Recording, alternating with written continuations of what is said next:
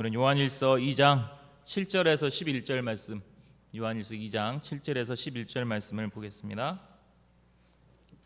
한 절씩 읽어보겠습니다. 사랑하는 자들아, 내가 새 계명을 너에게 쓰는 것이 아니라 너희가 처음부터 가진 옛 계명이니 이 옛 계명은 너희가 들은 바 말씀이거니와 다시 내가 너에게 새 계명을 쓰노니 그에게와 너희에게도 참된 것이라. 이는 어둠이 지나가고 참 빛이 벌써 비침이니라. 빛 가운데 있다 하면서 그 형제를 미워하는 자는 지금까지 어둠에 있는 자요, 그의 형제를 사랑하는 자는 빛 가운데 거하여 자기 속에 거리낌이 없으나 그의 형제를 미워하는 자는 어둠에 있고 또 어둠에 행하며 갈 곳을 알지 못하나니 이는 그 어둠이 그의 눈을 멀게 하였음이라. 아멘. 오늘 말씀의 제목은 빛 속에서 사는 법, 형제의 사랑, 이렇게 잡아봤습니다. 자, 요절 말씀으로 10절 같이 한번 읽어보겠습니다. 10절 시작. 그 형제를 사랑하는 자는 빛 가운데 거하여 자기 속에 거리낌이 없으나. 우리나라 최초로 노벨 문화상을 받은 한강 작가가 있죠. 한강 작가가 노벨상을 받을 때 수락 연설을 하는데 연설을 시작할 때 가장 먼저 시 한 편을 읊었습니다. 그 시는 다음과 같습니다. 사랑이란 어디 있을까? 팔딱팔딱 뛰는 나의 가슴 속에 있지. 사랑이란 무엇일까? 우리의 가슴과 가슴 사이를 연결해주는 아름다운 금실이지. 이 시를 먼저 읊은 다음에 연설을 했습니다. 이 시는 한강 작가가 8살 때 쓴 시입니다. 저게 친필로 8살 때 썼던 시라고 합니다. 8살이면 우리 하람이 찬이 나이 때 저 시를 쓴 겁니다. 사랑에 대한 호기심을 시로 쓴 것인데 이 시가 한강 작가 모든 작품의 모티브가 되었다고 했습니다. 항상 작품을 쓰기 전에 사랑이란 어디 있을까? 사랑이 무엇일까? 라는 질문을 스스로 하면서 작품을 쓴다고 합니다. 그런데 이 질문은 한강 작가가 작품 쓸 때만 생각해야 하는 질문이 아닙니다. 우리도 항상 생각해야 하는 질문입니다. 나의 사랑은 어디 있을까? 형제를 사랑하는 것이 무엇일까? 이렇게 스스로 생각을 할 때에 우리도 형제를 사랑하며 살아갈 수가 있습니다.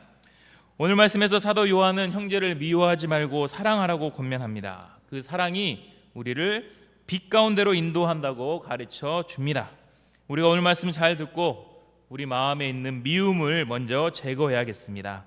서로 사랑하며 빛 가운데서 살아갈 수 있기를 기도합니다. 7절을 같이 읽어보겠습니다. 7절 시작. 내가 새 계명을 너에게 쓰는 것이 아니라 너희가 처음부터 가진 옛 계명이니 이 옛 계명은 너희가 들은 바 말씀이거니와.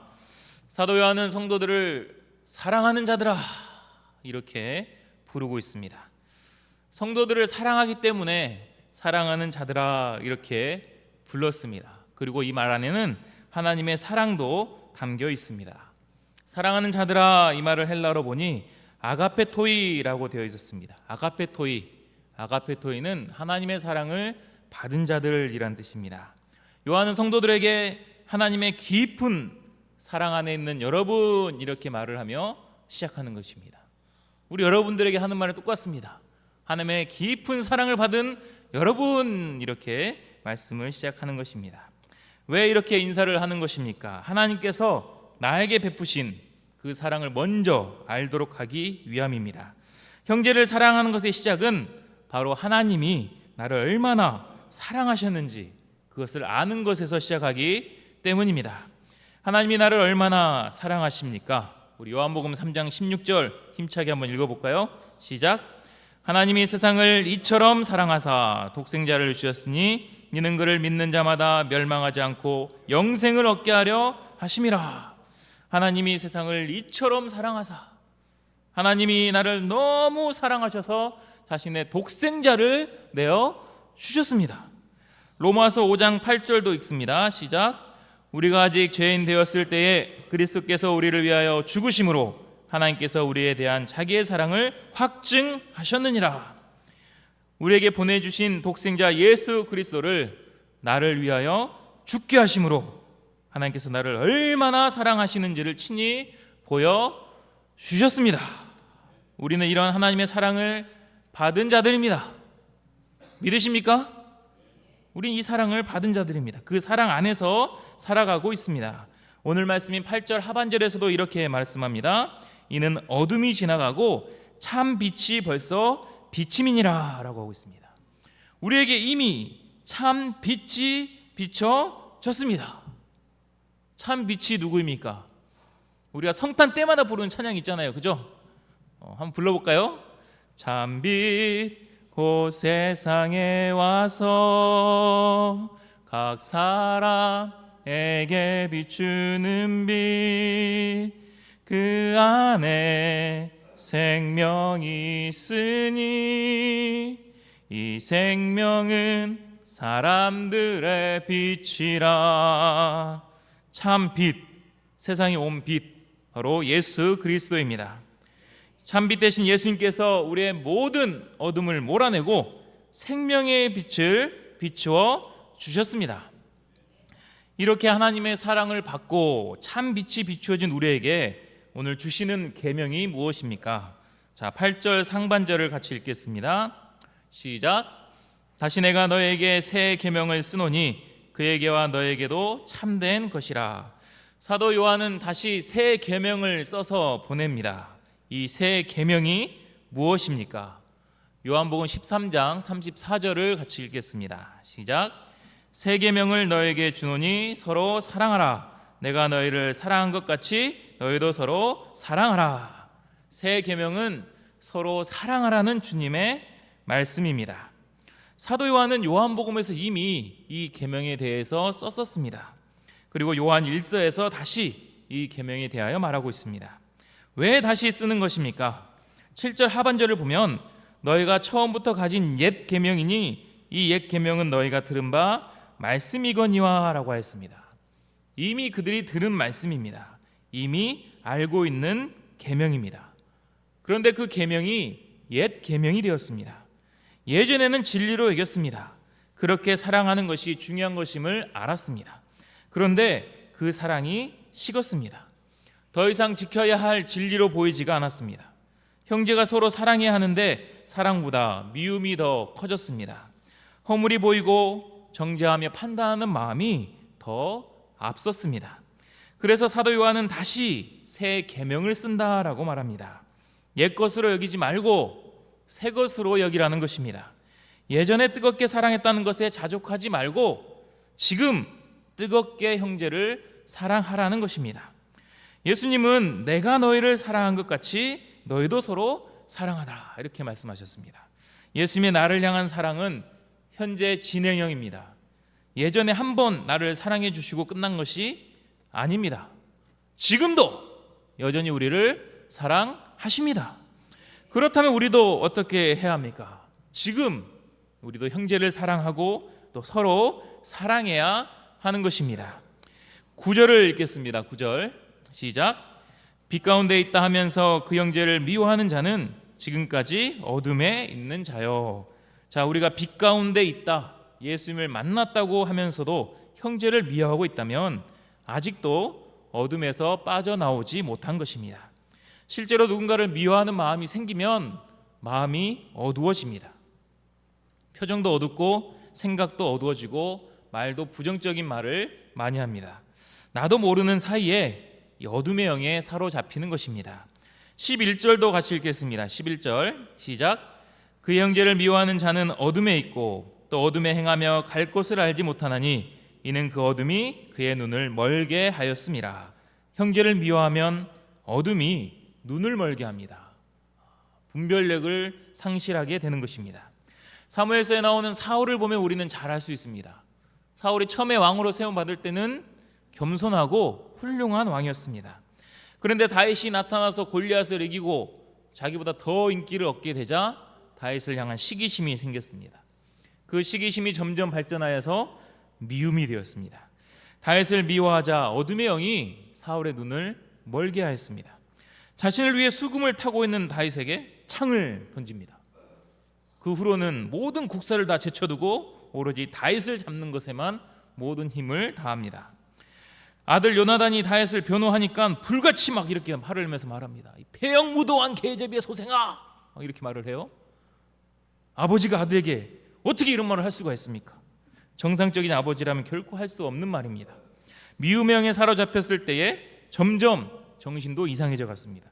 결국 그에서 하나님의 영이 떠나고 악령이 임하게 되었습니다. 창세기 가인도 마찬가지입니다.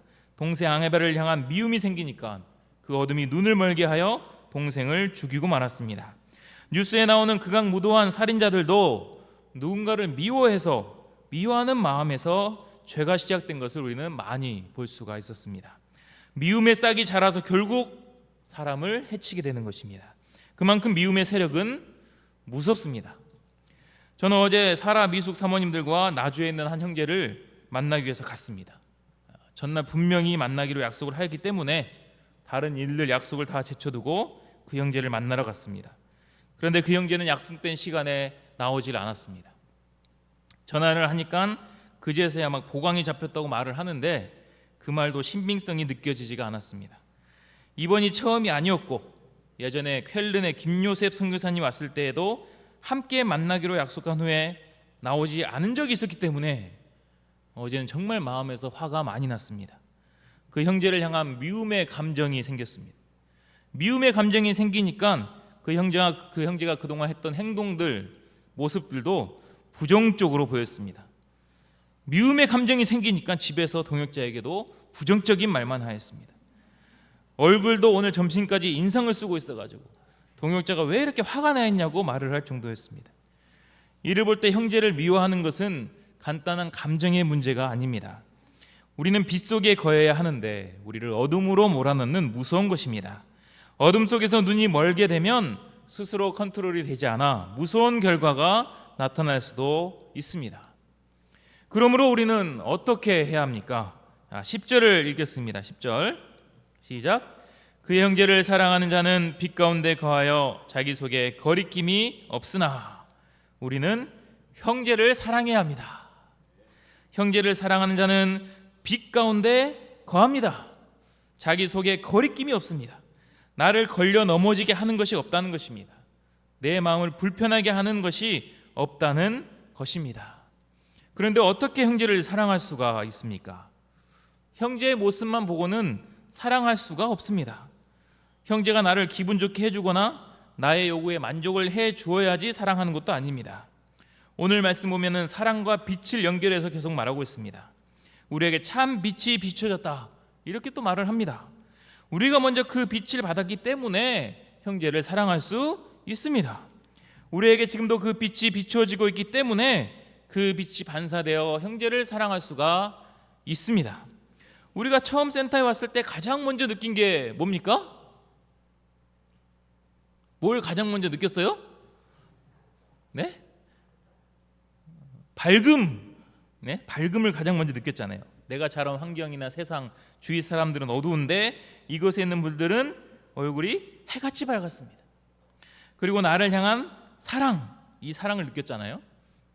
아무것도 없고 자격도 없고 가진 것이 없는데 그냥 내가 양이라는 이유로 막 사랑해 줬습니다. 섬겨 주었습니다.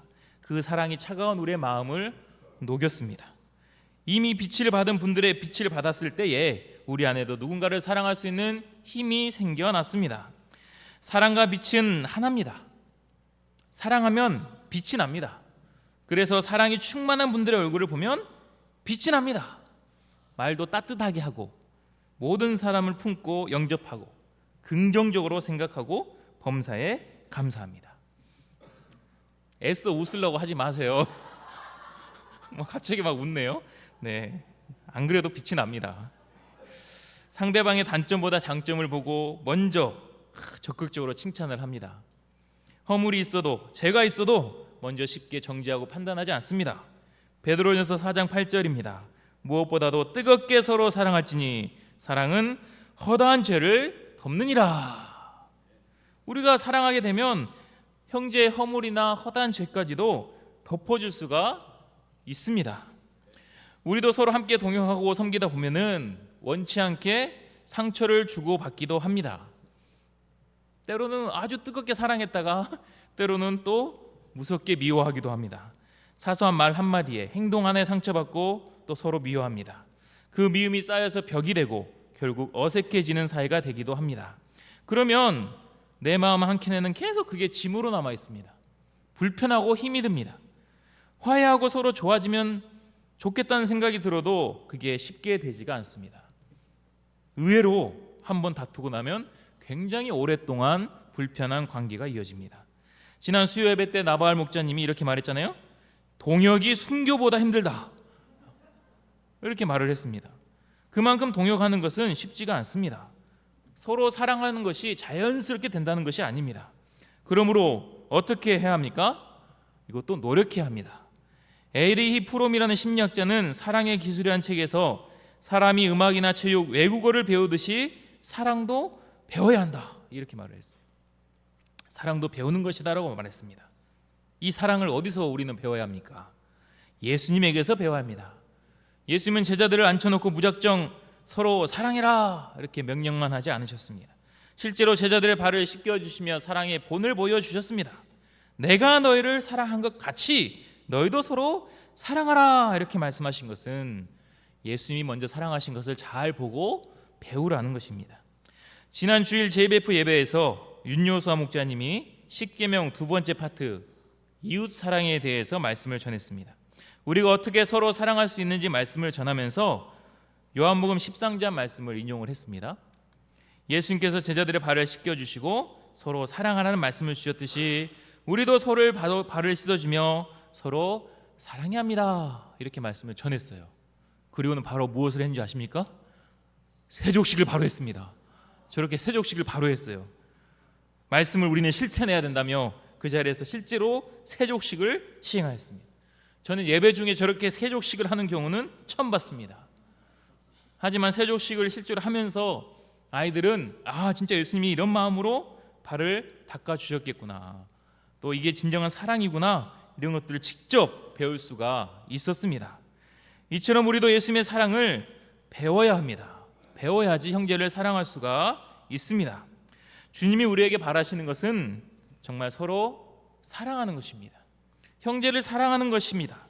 우리가 예수님의 마음을 품고 형제를 사랑할 수 있기를 기도합니다. 여름 생일을 준비하면서도 양들을 초청하는 것에 있어서도 가장 중요한 것은 그 형제를 사랑하는 마음입니다. 인간적인 의지로 실적을 쌓기 위해서 도전하면 양들의 마음이 움직이지가 않습니다. 사랑이 마음을 움직입니다. 오늘 과기원 점심 모임 때 김주원 형제가 단번에 자기 돈으로 완전 등록을 했습니다. 기적과도 같은 일이었습니다. 저는 오늘 과기원 가면서 이자고 어떻게 씨름을 해야 되지, 어떻게 도전을 해야 되지 하면서 어떻게 등록을 받을까 고민하고 있었는데 등록을 했다고 해서 깜짝 놀랐습니다. 어떻게 이렇게 등록을 할 수 있었을까요? 미국 사모님 옆에서 준경 목자님이 좋은 형제를 위해서 얼마나 기도하고 있는지, 그동안 얼마나 사랑하여 섬겼는지 이렇게 강조하면서 말을 전했다고 했습니다. 사랑이 그 마음을 녹인 거겠죠. 그 사랑이 느껴졌을 때 마음이 움직여 등록을 한 것입니다.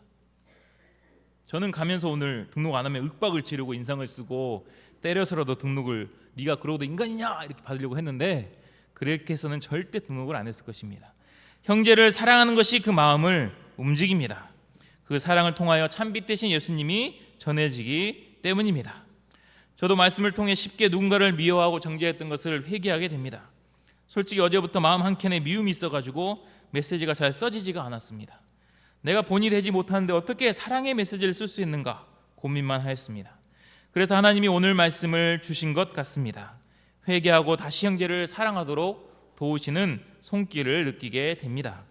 제가 받은 은혜를 생각할 때에, 또한 받은 사랑을 생각할 때에 저도 정말 사랑하고 섬기는 삶을 살아야 합니다. 허물을 보고 판단하고 스스로 힘들어하는 것이 아니라 더 뜨겁게 사랑할 때에 그들의 죄와 허물까지 덮어줄 수 있는 목자로 성장하게 될 것을 믿습니다. 그 사랑이 결국 양들의 마음 또한 감동시키고 또 목자의 사랑을 통해 진짜 사랑이신 예수님께로 나올 수 있을 거라고 믿습니다. 수양일을 앞두고 우리가 사랑으로 무장하기를 기도합니다. 우리에게 맡겨주신 양들, 또 학생애들, 또 나의 옆에 동역자들을 마음에서부터 사랑해야겠습니다. 그래야 빛 가운데 거하며 주님의 빛을 드러내는 빛의 사자로서 살아갈 수 있기를 기도합니다. 기도하겠습니다.